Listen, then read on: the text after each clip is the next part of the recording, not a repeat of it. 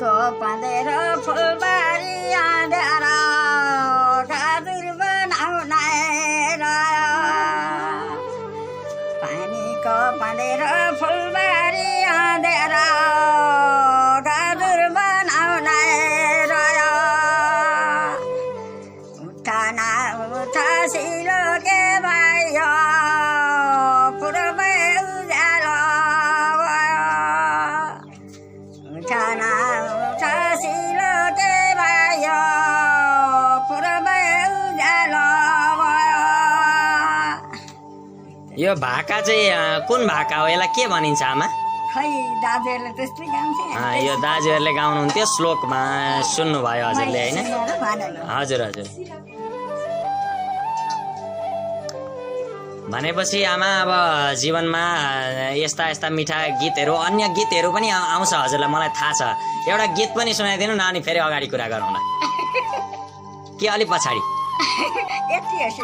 होइन सिलोक भयो गीत त आउँछ नि त हजुरलाई मकै भुटी भुटी थालभरि छेड्ना मकै भुटी भुटी थालभरि छेड्ना माइत दौला भन्थ्यो कान्छा भाइलाई भेट्न माइत दौला भन्थ्यो कान्छा भाइलाई भेट्न बिहानै बेलुकै जलुकी कति हुन् बिहानै बेलुकै जलुकी कति हुन् मेरा माइती दुख्युकेको दाइजो दिउन् मेरा माइती दुख्युकेको दाइजो दिउन् त्यति हो है साह्रै मिठो भाका सुनाउनु भयो मेरा माइती दुखी के को दाइजो दिउन् भनेर अत्यन्तै मिठो थियो होइन साँच्चै अब सोध्नु पर्दाखेरि एउटा कुरा सोधिहालेँ मैले दाइजो भन्दा हजुरको विवाहमा दाइजो कति दिएका थिए त दाइजो ढाकरमै बोकेर ल्याउँथे ढाकरमै बोकेर दिन्थे है भनेपछि दाइजो प्रथा एकदमै चलेको थियो अहिले त अब दाइजो लिनु हुँदैन दिनु हुँदैन कानुन लाग्छ भन्छन् नि तपाईँलाई त्यो कस्तो लाग्छ त्यो थिएन तपाईँलाई चाहिँ दाइजो दिएको ठिक लाग्छ कि नदिएको ठिक लाग्छ त देखेकै राम्रो नि देखेकै राम्रो हजुर हजुर त्यो पनि हो हुन त होइन तर अब कति त नसक्ने असमर्थ पनि हुन्छन् कतिसँग आर्थिक अवस्था हुँदैन दिन सक्ने अवस्था हुँदैन होइन छोरीचेलीलाई अब दिनुपर्ने बाध्यता पनि हुन्छ त्यस्तो अवस्थामा चाहिँ नदिएको राम्रो लाग्छ मलाई चाहिँ अब हजुरलाई के लाग्छ है त ठिक छ आफ्नो आफ्नो इच्छा हो चाहना हो अनि आमा हजुरलाई नि पहिलाको जमाना ठिक लाग्छ कि अहिलेको जमाना ठिक लाग्छ अहिलेकै लाग्छ नि अहिलेको जमानामा तपाईँलाई सबैभन्दा मन परेको चिज चाहिँ भनिदिनु न अहिलेको जमानाको हजुर हजुर हजुर अहिलेकै राम्रो भन्दा पहिलाको जमानामा चाहिँ छोरी मान्छे अब खुलेर हिँड्न पनि नाच्न बोल्न पनि पाइँदैन थियो है नियममा बाँधिनु पर्यो अनि आमा बिए गरेर हजुर आउनुभयो पाँचथर नाङ्गिन आउनुभयो होइन नाङ्गिनबाट इलामसम्मको यात्रा चाहिँ कसरी भयो त के कारणले हजुर इलाम आइपुग्नु भयो इलाममा यहाँ एउटा छेत्री थियो अनि त्यसले गर्दाखेरि इलाममा जग्गा किन्ने भयो अन्त हो हाम्रो घरको बुढो मान्छे त्यहीसँग आएर जग्गा किनेर आएको हजुर हजुर जग्गा किनेर यो ठाउँमा आउनुभयो यो ठाउँमा आउनु कति सालमा आउनुभयो याद छ 43 सालदेखि चाहिँ अहिलेसम्म यहीँ हुनुहुन्छ अहिले 77 साल पुगिसक्यो होइन अहिले उहाँ एउटा काइला छोरा बुहारी नाति नातिना छन् घरमा हजुरका म छोराछोरीमा जाँदैछु पुग्न आँटेको छु अब प्रश्न गर्दैछु हजुरका सन्तानहरू चाहिँ कतिजना छोराछोरी कि छोराछोरी हजुरका 10 भाइ छोरा 2 बहिनी छोरी हो मेरो 10 भाइ छोरा 2 बहिनी छोरी भनेको 1 दर्जन 1 दर्जन ठ्याक्कै जन्मकै 1 दर्जन सन्तान सबै हुनुहुन्छ हजुर हजुर वरिपरि हुनुहुन्छ 1 दर्जन सन्तान छन् हजुरका र सबैजना हुनुहुन्छ भनेको यो त तगडा एकदमै यो दुर्लभ व्यक्तिमै पर्नुहुन्छ हजुर किनभने अहिले त अब अहिले जमाना पनि छैन र दोस्रो कुरो अहिले कोही त्यत्रो ताकतवर पनि छैन जसले चाहिँ 12 जना सन्तानलाई जन्म दियोस् र ती सन्तानहरू पनि आफ्नै वरिपरि। तपाईँ त सन्तानले डाँडा काँडा ढाकुन् भन्ने एउटा उखानलाई त सिद्ध गर्नुभएको छ। एउटा कोखरामा जोडी कोक्रो सुताएको मेरो नानीहरू वर्षिउनीका। हजुर हजुर वर्षिउनीका नानीहरू अहिले हेर्दाखेरि वर्षिउनीका जस्ता छैनन् मेरो नानीहरू। हजुर हजुर 12 जना सन्तान भइसक्दा र 77 वर्ष पुगिसक्दा पनि हजुर यति तगडा हुनुहुन्छ, यो एउटा खुसीको कुरा पनि हो होइन। अब हजुरलाई कुनै त्यस्तो रोग व्यथा चाहिँ छ कि छैन? बातको बिमार चाहिँ बढेको छ है। बातको बिमार त छ। अब साधारणै मान्नुपर्छ किनभने यति तगडा हुनुहुन्छ होइन। अब अहिलेका व्यक्तिहरू त 50-60 वर्षबाट उकालै लाग्दैनन् होइन। तपाईँ त अब सन्तान अब यत्रो धेरै सन्तानहरू हुँदा पनि हजुर अहिलेसम्म तगडा हुनुहुन्छ, यो खुसीको कुरा हो। आमा एउटा क्वेसन हजुरलाई एउटा प्रश्न अर्को पनि गर्न चाहन्छु म। यो हजुरले बुलाकी लाउनु भएको छ नि, यो बुलाकीलाई के भन्छन्? बुलाकी झम्के बुलाकी भन्छन् नि, यही हो झम्के बुलाकी भनेको? हजुर यही हो है। ल झम्के बुलाकी लाउनु भएको छ हजुरले, यो कति सालदेखि लगाउनु भयो? 9 वर्षदेखि नै। 9 वर्षदेखि नै अहिलेसम्म लगाइरहनु भएको छ है। यो झम्के बुलाकी देखिरहँदाखेरि मलाई झम्के बुलाकी गीतै याद आयो। हजुरलाई आउँछ भने अलिकति गाइदिनु न। जस्तो गाउँदा हुन्छ हुन्छ, जस्तो गाउँदा पनि हुन्छ।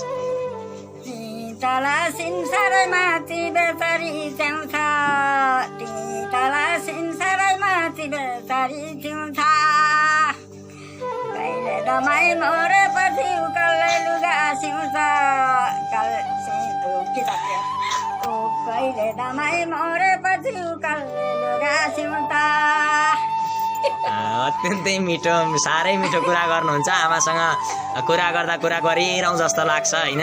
तर अब छोटो हजुर हजुर भाका त अब यति वृद्ध भएर पनि यति तगडा हुनुहुन्छ। अब योभन्दा धेरै भाका त अब हुनै पर्दैन किनभने योभन्दा यति कला हुनु भनेको यो ठुलो कुरो हो।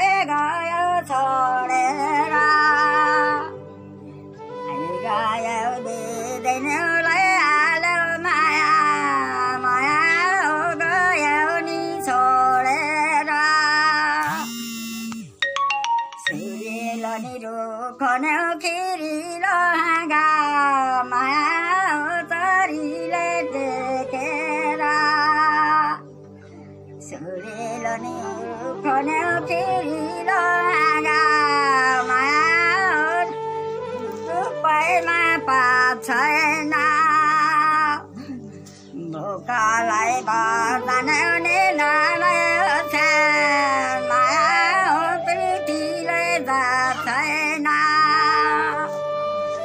भोकालाई बजाउने निन्द्रालाई ओछ्यान, माया हो पृथ्वीले जाछैन। साह्रै मिठो मिठो भाकाहरू सुनाउनु भयो आमाले। आज नयाँ नयाँ भाकाहरू पनि सुन्न पाइयो। अझै आमाले सुनाइरहनु भएको छ, अत्यन्तै मिठो गाउनुहुन्छ।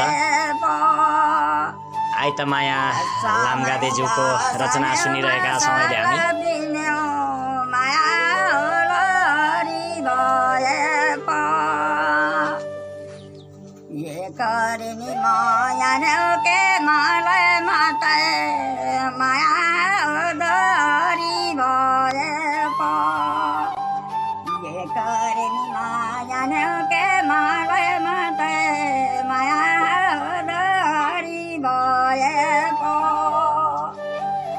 साह्रै तगडा सक्यो आमा, याद गर्दै हुनुहुन्छ आमाले।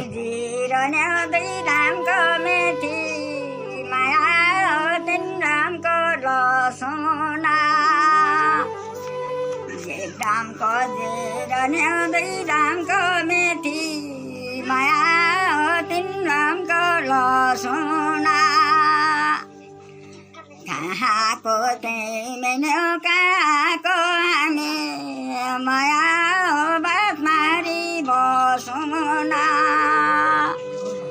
कहाँको तिमी कहाँको हामी माया बात मारी बसौँ न मधेसै दानको मालेको माया ऐनाइको घेरा मधेसै दानको मालेको माया ऐनाइको घेरा कहाँको तिमी कहाँको हामी माया मुखमा तेरा कहाँको तिमी कहाँको हामी माया मुखमा तेरा जाली गाए दोनो माली गाए दोनो माया सुन्तारी नदोनो जाली गाए दोनो माली गाए दोनो माया सुन्तारी नदोनो फाले लुङ डाँडा म काटी जाँदा माया सम्झिँदैन रोन फाले लुङ डाँडा म काटी जाँदा माया सम्झिँदैन रोन यति हो है आमा यो एकदम प्रेमीले एउटा गीत पनि सुनाउनु भयो हामीलाई अत्यन्तै खुसी भएका छौँ हामी अत्यन्तै खुसी लागेको छ आमासँग कुरा गरेर आमा हजुरको जीवनमा अन्त्यमा म एक दुईवटा प्रश्न सोध्न चाहन्छु हजुरको जीवनमा चाहिँ साँच्चीकै यस्तो भयो कि भएन प्रेम भयो कि भएन प्रेम भएन है होइन अब जवानीमा हुन्छ नि कोही आउने म चाहिँ तिमीलाई मन पराउँछु माया गर्छु भन्ने त्यस्ता कोही भेटियो कि भेटिएन त्यो थाहा नै छैन हजुर हजुर अहिले गर्छन् नि भागेर बिहे गर्छन् प्रेम गर्छन् त्यो चाहिँ कस्तो लाग्छ तपाईँलाई अहिलेकाले प्रेम गरेर गरेको राम्रो लाग्दैन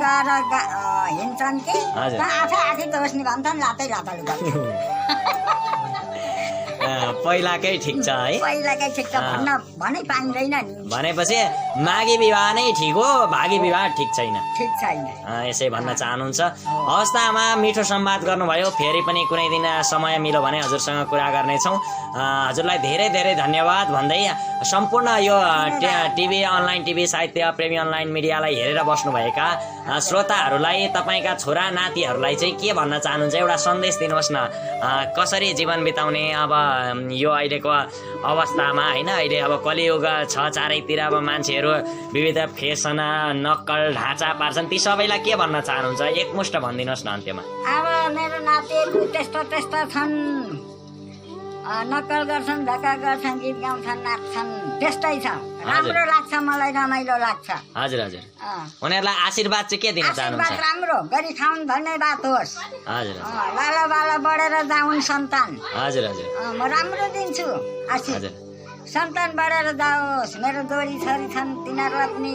राम्रो दिन्छु आशीर्वाद हजुर हजुर भरिपूर्ण होस् म जानेको केही छैन अन्त्यमा नि आमा हजुर हजुरले एउटा कुरा भनिदिनु पर्यो साहित्य प्रेमी अनलाइन मिडिया भनिदिनुहोस् त आमा साहित्य प्रेमी जान्नुहुन्न साहित्य प्रेमी भनिदिनुहोस् त साहित्य प्रेमी online media like comment share subscribe गरिदिनु होला भनिदिनु हवस् त धन्यवाद भला कुसारी यही नै विश्राम गर्न चाहन्छु यतिन्जेलसम्म हाम्रो भिडियोलाई हेरेर साथ दिनुभयो तपाईँ तमाम दर्शक श्रोताहरूलाई हार्दिक आभार मुरी धन्यवाद र आमालाई पनि हार्दिक धन्यवाद भन्दै म दीप किशोर भट्टराई हजुरहरूको समक्षबाट आजको निम्ति ओजेल हुन चाहन्छु हवस् त नमस्कार शुभ दिन शुभ पल राम्रै गर्नुहुन्थ्यो ठिकै थियो होइन काम चाहिँ के गर्नुहुन्थ्यो आमा त्यतिखेर त्यतिखेर उही भने नि घाँस दाउरा त्यस्तै सिकाउँथे। हजुर हजुर त्यसो धन्दापात सिकाउँथे त्यस्तै। धन्दापात सिकाउँथे। अब 9 वर्षको उमेरमा विवाह भयो भनिसकेपछि पढाइ त पक्कै पनि आमाले विद्यालय त जान पाउनु भएन। जन्मदिने आमा म जान्दिनँ। हजुर हजुर भने पढाइ हजुरले पढ्न पाउनु भएन। अहिले अक्षर चाहिँ चिन्नुहुन्छ? अक्षर चिन्नुहुन्न है। ठिकै छ। अब त्यतिखेरको अवस्था पनि त्यस्तै थियो, पढ्ने पाउने अवस्था पनि थिएन होइन। 16-17 वर्षको उमेरमा चाहिँ हजुर के गर्नुहुन्थ्यो? हुन्छ नि 16-17 वर्षको उमेरमा त एकदम नाच्ने गाउने घुम्ने डुल्ने होइन त्यस्ता खालका चाहिँ रहरहरू लाग्ने विविध अब हुन्छ नि एउटा भनेपछि थिएन। जवानी भनिन्छ नि जवानीमा रमाइलो हजुरको थिएन, घाँस दाउरामै बित्यो होइन त। अनि त्यतिखेर अब गीत सङ्गीतहरू त सुन्नुहुन्थ्यो होला नि त आमाले? सुन्नुहुन्थ्यो है? हजुर हजुर गीत गाउनुहुन्थ्यो है? साह्रै मजाको। अनि गीतहरू चाहिँ धेरै गाउनुहुन्थ्यो? अलिअलि चाहिँ गाउनुहुन्थ्यो? ल 1-2वटा याद भएको गीत चाहिँ आज सबै दर्शक श्रोताहरूलाई सुनाइदिनुहोस् न त। एउटा गीत हजुरलाई याद भएको। कैलाश लेखमा कराउँछ कुइरा कराउँछ घरती चर। त्यो कैलाश लेखमा कालो छ कुइरा कराउँछ घरती चर। आमा बुबा भने बोलाउँछ त छोरा के भन्यो बाबा मलाई। आमा बुबा भने बोलाउँछ त छोरा के भन्यो छोरा मलाई। हे नानी तिमी त पहेँली पाता ल्याऊ दन्तैमा लाउने दिदी। हे नानी तिमी त पहेँली पाता ल्याऊ दन्तैमा लाउने दिदी। आँखी भाइ परेला नजर जुझाउँछौ मसँग जान्छौ र कि। आँखी भाइ परेला नजर जुझाउँछौ मसँग जान्छौ र कि।